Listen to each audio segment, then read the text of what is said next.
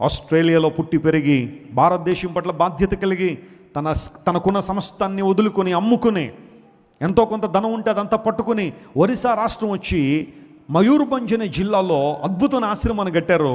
Gladys Staines and Graham Staines అనే ఇద్దరు భార్యాభర్తలు. వారి ముఖాలు చూస్తే దైవికమైన కళ, వారిని చూస్తుంటేనే ఒకలాంటి ఆదరణ, ధైర్యం. గ్రాహం స్టెయిన్స్ గారు వస్తున్నారంటేనే ఆయన ఒక ధైర్యం అక్కడ ఉన్న వాళ్ళందరికీ ఆశ్రమంలో. పూర్వదినాల్లో కుష్ఠవ్యాధి కనుక వస్తే వాళ్ళని గోను సంచుల్లో చుట్టి అరణ్యాల్లో వదిలేసేవారట. కారణం ఏంటో తెలుసా? నువ్వు ఏదో జన్మలో ఏదో తప్పు చేసావు, పాపం చేశావు. జన్మ సిద్ధాంతం నమ్మేవాళ్ళు కొంతమంది ఉంటారు. నేను అవన్నీ చెప్పి కొంతమందిని ఇబ్బంది పెట్టాలన్న ఉద్దేశం కాదు, కానీ పూర్వజన్మలో రకరకాల పాపాలు చేస్తే ఈ జన్మలో ఎలా పుడతారనే లిస్ట్ రిలీజ్ చేశారు. పూర్వజన్మలో నువ్వు ఈ తప్పు చేసావు కాబట్టే ఈ జన్మలో నీకు అవయవ లోపం ఉంది, ఈ జన్మలో నీకు వివాహం జరగలేదు, ఈ జన్మలో నీకు అదవ్వట్లేదు, ఇదవ్వట్లేదు. ఎందుకంటే పూర్వజన్మలో నువ్వు చేసుకున్నది ఈ జన్మలో ఎలా నిన్ను ఇబ్బంది పడుతుందని ఒక లిస్ట్ రిలీజ్ చేశారు.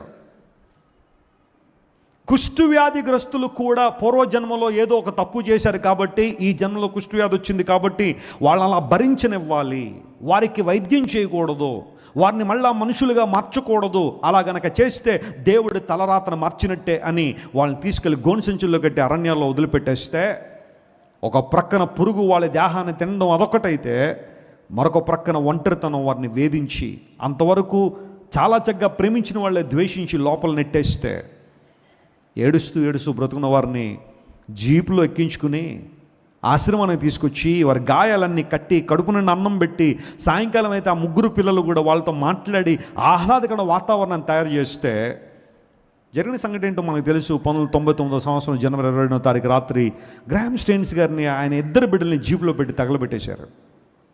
అత్యంత వినాశనమైన సంగతి. ఈయన ఏమన్నా ఒక తీవ్రవాద? ఖచ్చితంగా కాదు. పోనీ డ్రగ్స్ ఏమన్నా డీల్ చేశాడా? ఖచ్చితంగా కాదు. పోనీ ఎవరినైనా ఇబ్బంది పెట్టాడా? ఎవరినైనా హీనపరిచారా? ఏమీ లేదు. కేవలం క్రీస్తు ప్రేమను చూపిస్తున్నారనే అక్కసుతో వారిని తగలబెట్టేశారు, చిన్న బిడ్డలను సైతం. మన దేశ పరిస్థితి కొన్ని సందర్భాల్లో ఎంత బాధాకరంగా ఉంది అంటే, దేవుని బిడ్డలను అతి క్రూరంగా హింసించిన పరిస్థితి.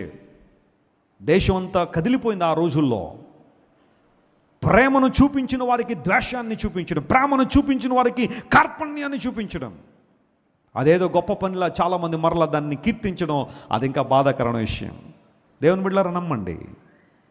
గ్లాడిస్ స్టెయిన్స్ గారు నేను ఆస్ట్రేలియాలో కలుసుకున్నాను. బ్రిస్బెన్ అనే నగరంలో ఆమెను కలుసుకున్నప్పుడు చాలాసేపు మాట్లాడాం ఇద్దరం. ఆమె మనసు ఎప్పటికీ కూడా ఇండియా మీద ఉంది. ఆమెకి వీసా ఇవ్వట్లేదు ఇండియా రావడానికి. ఇప్పటికీ ఆమె మనసు ఇండియాల మీదే. వెస్లీ గారు ఒరిస్సాలో పరిస్థితులు ఎలా ఉన్నాయండి? మేము విడిచి వచ్చిన సేవ పరిస్థితి ఎలా ఉంది? She was thinking about India, she was praying for India. భర్తను పిల్లలంతా క్రూరంగా చంపేసిన వాళ్ళని మనస్ఫూర్తిగా క్షమించేశాను. వాళ్ళు తమ జీవిత కాలంలో నా యేసేని తెలుసుకుంటే చాలు అని ప్రకటించిన అద్భుతమైన క్షమాపణ కలిగిన మహిళ గ్లాడిస్ స్టెయిన్స్. ఎక్కడి నుంచి వచ్చింది అంత ప్రేమ? ఎక్కడి నుండి వచ్చింది అంత క్షమాపణ? నీ స్వరము ఏంటి? మధురం.